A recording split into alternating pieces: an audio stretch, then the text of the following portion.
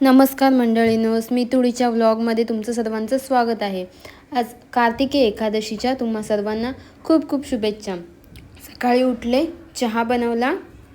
एका साईडला मम्मीने गावावरून रताळी दिली होती, ती रताळी शिजायला ठेवली आणि देवबाप्पाची पूजा केली, फुलं घातली, कारण आज तुलसी विवाह पण आहे म्हणून तुलसी मातेला पण फूल घातलं, पूजा केली आणि पाणी घातलं आणि एक साईडला चहा आणि रताळी शिजायला घातली। मी फटाफट पावडर लावली, रेडी झाले आणि बाहेर जायला तयार झाले। स्टेशनला पोचले, बघते तर काय खूप गर्दी। आज मस्त केस वगैरे सोडून आली होती, मला वाटलं ट्रेन खाली भेटेल, पण ट्रेन फुल पॅक भरलेली होती, बसायला जागाच नाही भेटली। तिथून उतरले आणि मालाडला नटराज मार्केटला गेले। माझ्या आजीसाठी मला एक नवीन साडी घ्यायची होती।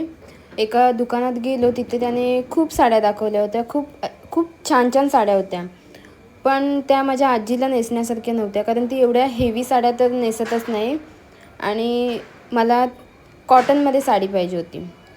तर एक साडी सिलेक्ट केली, ती होती ती नेसेल अशी होती।